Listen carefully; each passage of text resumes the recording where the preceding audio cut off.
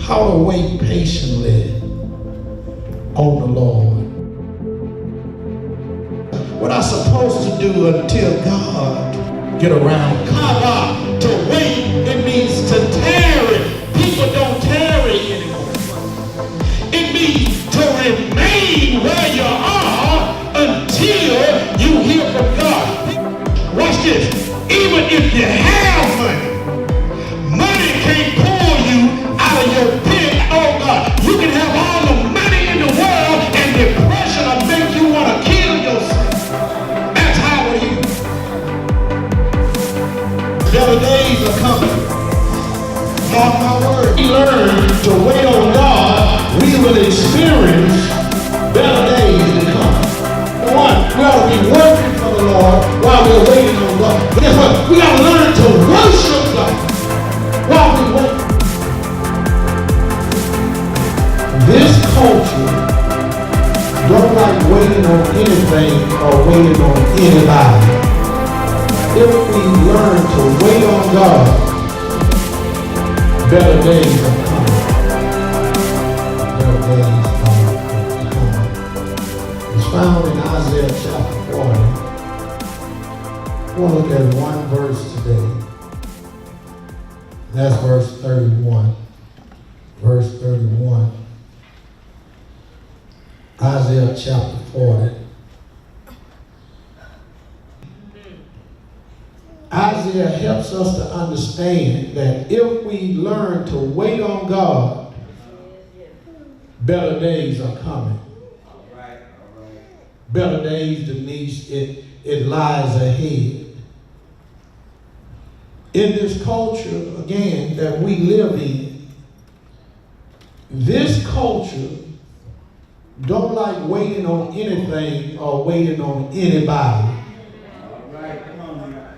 And then I believe today's church is in the condition it's in is because we still haven't learned how to wait on God. This culture that we live in, and most people that I found out through sociology and psychology, that people after a while, they learn to adapt to their situation and circumstances and even their environment. For Pastor, when we are in an environment for so long, we will learn to adapt and become just like the environment that we are in. There used to be a sense of awe about God. That's right. There used to be a reverence and respect of God, but because of how the culture changed, and we are in that culture climate, amen, when we are in that environment, if we are not careful, we allow people to tell us that that's old fogey, that's traditional. They don't do that no more. They don't do it that way anymore. But God's principles been working over 2,000 years. Are y'all here with me? Yes. For it have been said, your grandmother and your grandfather, that's their type of church. This culture want everything rushed and want everything hurried up. They want to rush through life. Are y'all with me? Without taking, I'm going to preach in a few, without taking time out to enjoy the scenery. Are you with me? They literally cannot see the forest for the trees. This culture of people and climate of people, they want everything right now. Are y'all here with me? They want to listen. They want to rise to the top without paying their dues. And oh God, listen, there are dues that have to be paid. If you're going to be at a certain level in life, there are dues that have to be paid. But the greatest joy is when we work hard for it, you and I will appreciate it more by recognizing the full worth of it. All right. I think I chopped that up or went too fast. Let me go back and say that again. The greatest joy of being somewhere in life, the greatest joy of having something in life, it takes time, it takes hard work. And if we work hard enough for it, you will literally appreciate it more. Why? By recognizing the full worth of it. See, some people don't recognize the full worth of God and the full worth of church. Therefore, they don't want to work hard for it. Are you with me? That's why you ought to cause your child to work hard for it, because if you just give it to them, they won't appreciate it because they don't understand the full value of it. But if they work for it, this culture here, if they work for it, they will appreciate it and take care of whatever it is God blessed them with, or cause them to get to a certain locale or level in life. Are y'all still here with me? Now listen, church, this can only happen when we learn to get the fortitude to wait on God. I told you I'm going to go slow today. This can only happen is when we have the fortitude to literally to wait on God. You see, here's what we don't understand. Your best days are ahead of you. Are you with me? If you work hard now, you can enjoy later. But if you try to enjoy now, you're going to have to work hard later. And I'd rather work hard now and enjoy what God has for me later. But this culture that we live in, let me not quit saying culture, this culture climate that we live in, we have adjusted and adopted and have brought this type of mentality in our own lives. Are y'all here with me?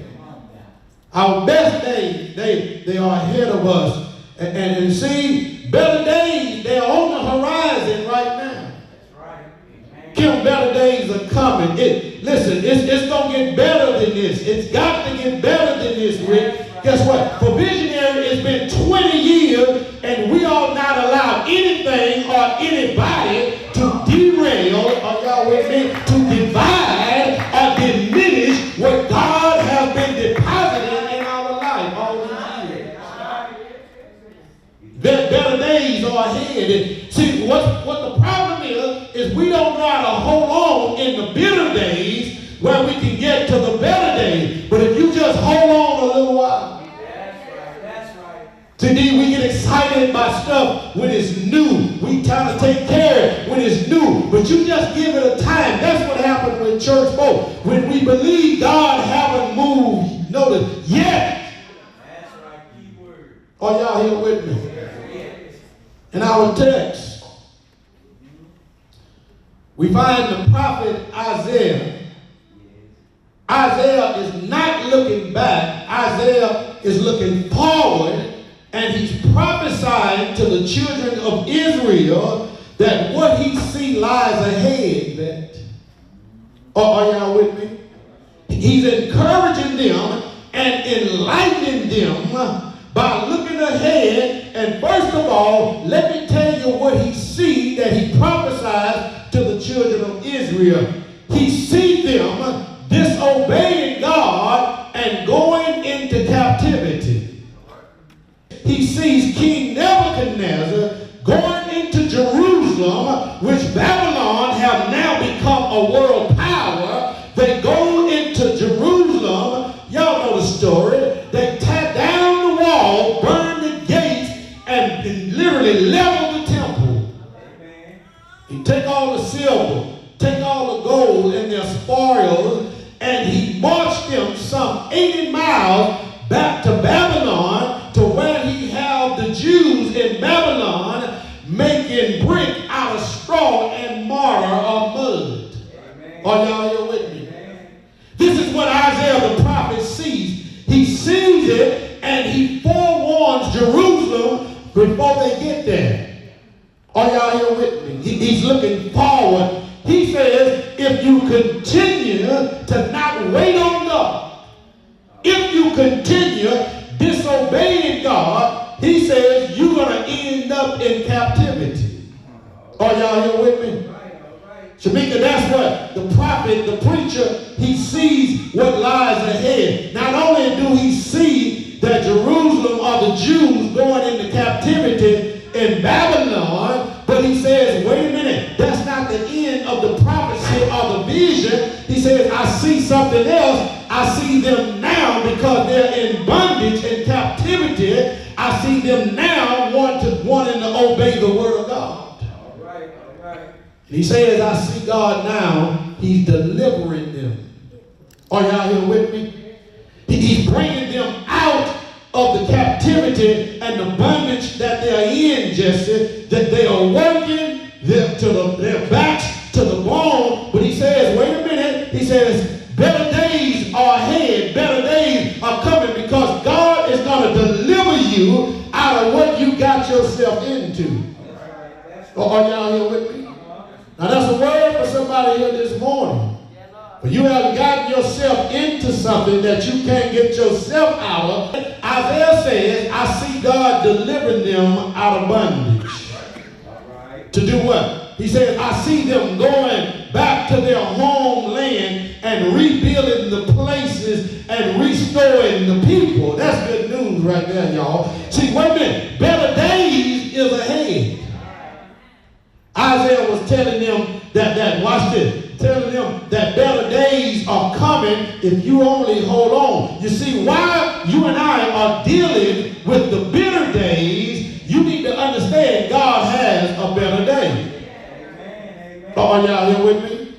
I know it don't feel like it right now, Talana. I know it don't seem like it right now, and that I know some of us are struggling with things and situations and circumstances. While you're in the bitter days, there are some things you can do until you get to the better days. That's right, amen.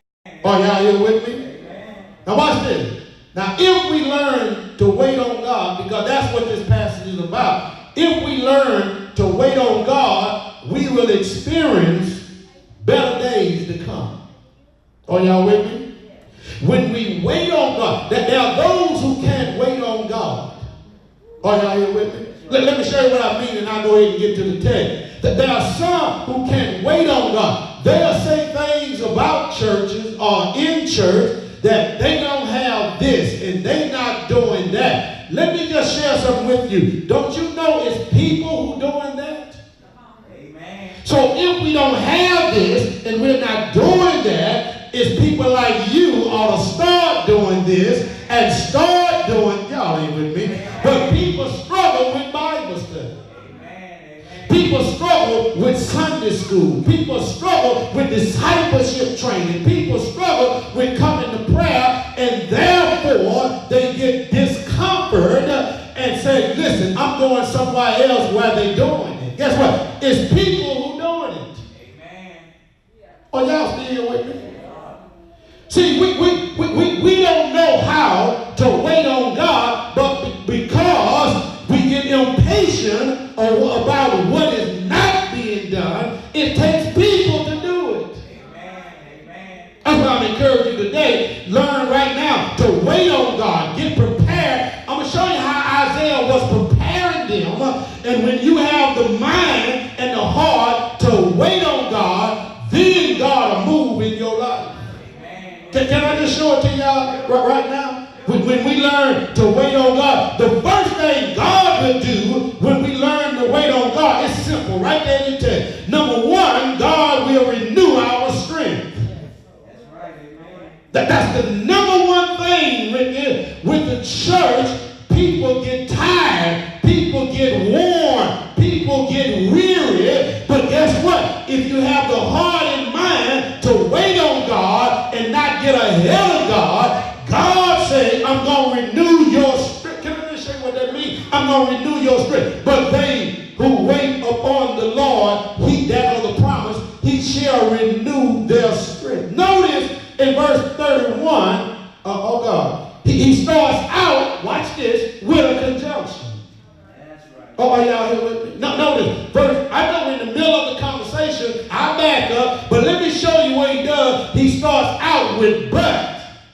Amen. Oh, are y'all with me? Amen. Yes. And and conjunctions, what it teaches us, in order to get the full effect of the but, you got to go back and read and see what he said before he get to the point. He says, but it's like you having a conversation with somebody, and then it's their time to talk, and they say, but.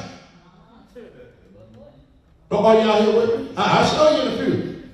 Notice what he said. It means that Isaiah goes back to verse 28 and 30. Are y'all still here with me? Have you not even what? Heard? Guess what? We know what to do. We know what God said. He said, have you not heard that the everlasting God, the creator of the ends of the earth, guess what? God don't get tired. God don't give up. God don't give up. You do, but look at the word. He says he faint not. The word faint means to give up. The word faint means, watch this, to literally, it means to quit. He said, wait a minute, God haven't quit on you. That's right, that's right.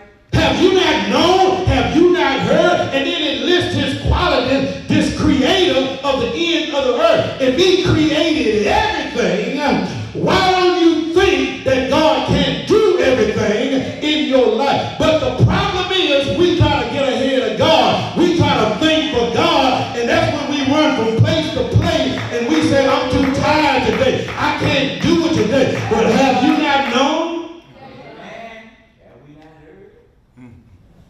He says he faint not. What else do the text say? He says in 28 down to 30, he said God don't get weary. Am I in the book?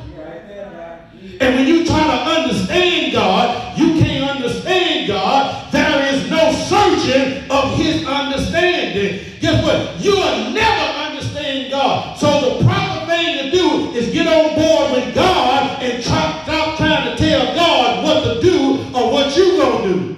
Amen. You know what he'll do for you? First of all, he'll give power to the faint. I know I preached the book.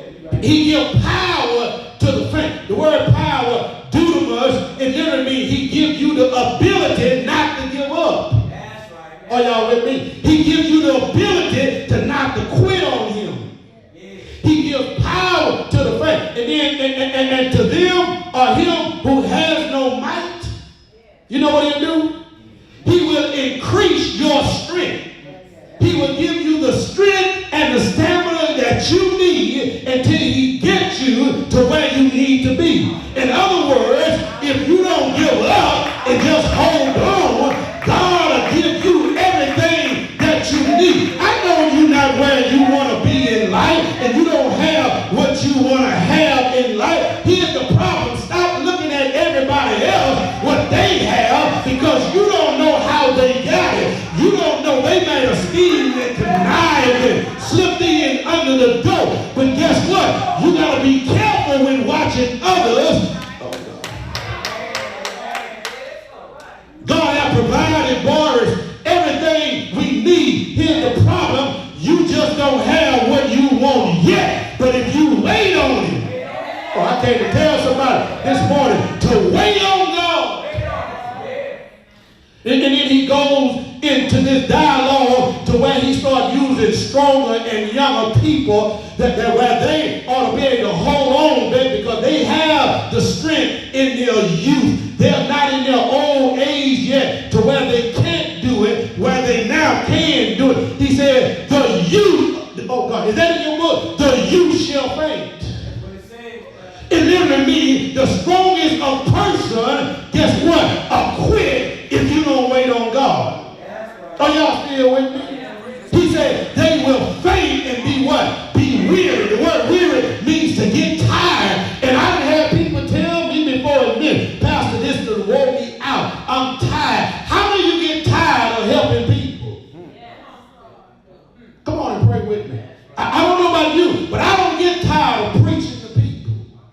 I hope Kim don't get tired of ministering and singing to people. They may not come like you want them, Kim. They may not serve like you want them. They may not give Pastor Fletcher like you want them. But guess what? Wait on God.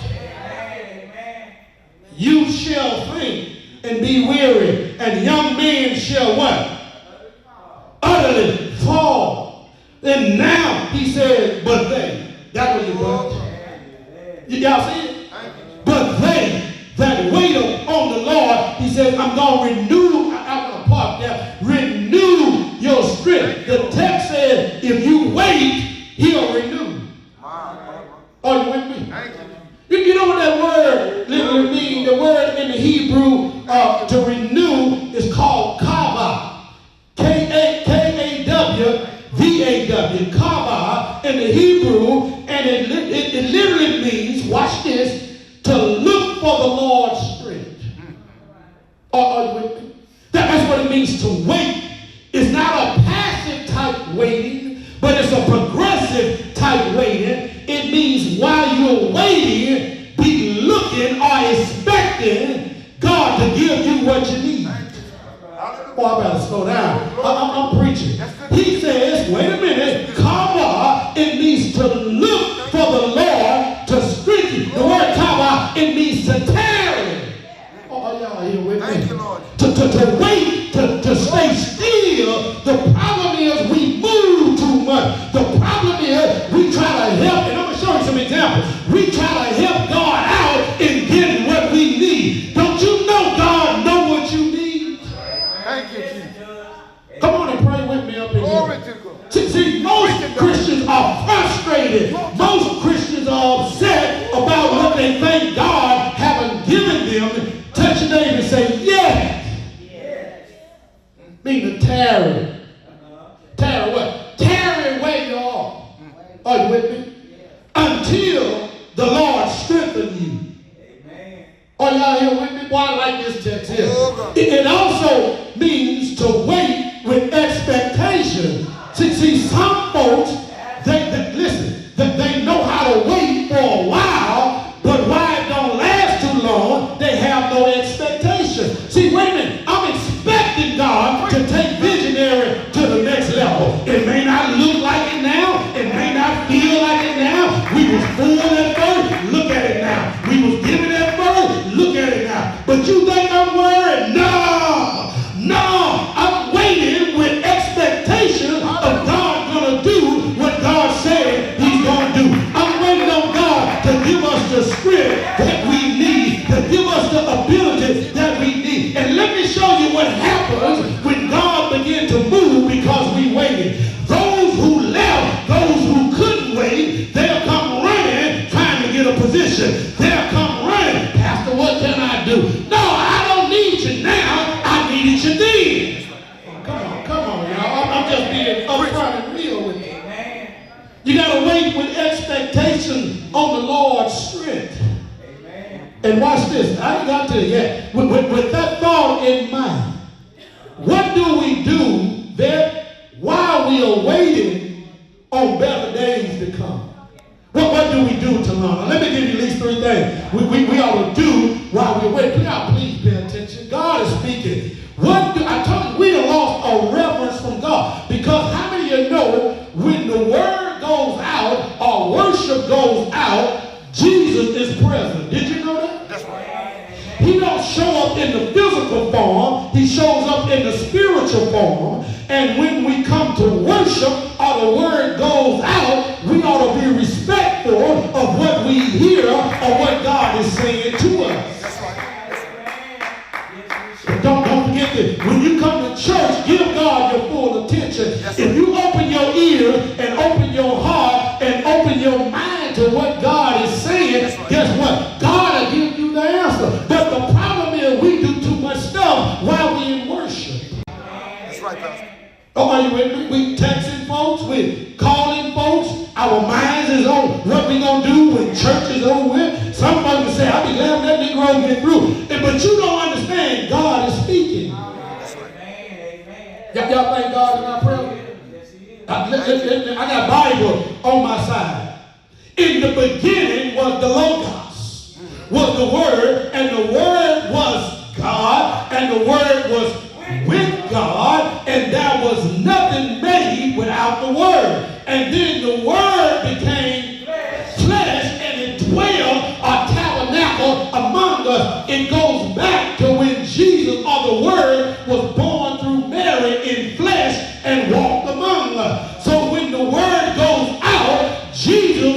walking among us. If we really understood that, we will respect the word. That's right. So can I tell you what we ought to be doing while we wait on better days? So first of all, we ought to be working for the Lord while we waiting on the Lord. Y'all didn't hear what I said. We ought to be trying to find out, where do I fit in? What abilities and gifts God have given me so I can put them to use for the Lord, but they are to help people. Are y'all, number one, we ought to be working for the Lord. Now let me say this, visionary, I know right now we are limited. Are you with me? We can't do ministry like we used to do ministry when we have the building. So watch this. So if we can't do ministry like we used to do ministry when we have the building, we can at least get prepared to get ready to do that type of ministry that God has called. We ought to get prepared. How do I get prepared? Because I'm talking about working. How do I get prepared? We got discipleship training.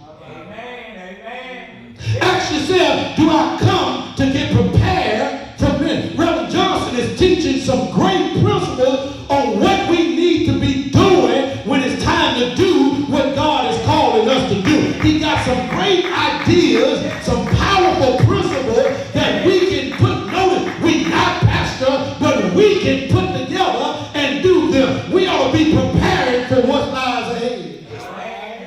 We can't wait till better days coming and run around with a chicken with our head cut off. What we gonna do? Who we gonna put in place? No, it starts with personal training right now. I feel good this morning.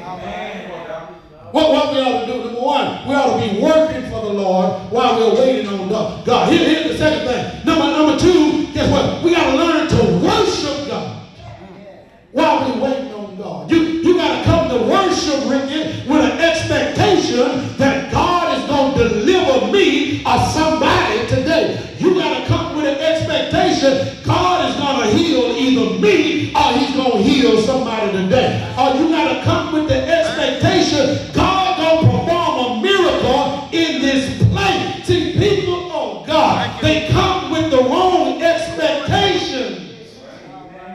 Second thing you got to do, you got to come to worship.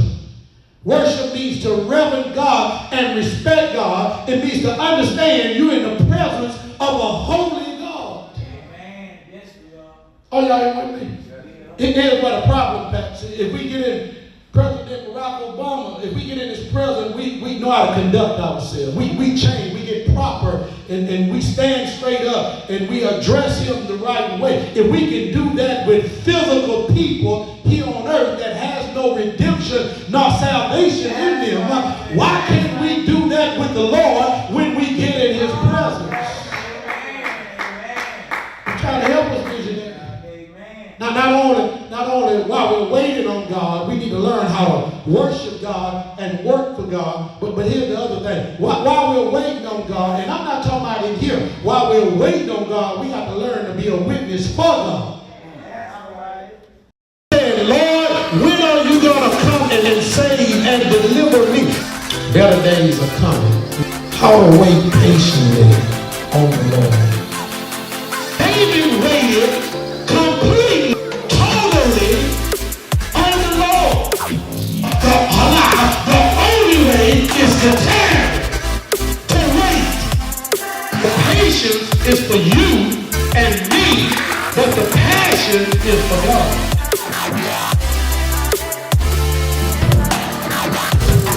Take the limit off. Trust God.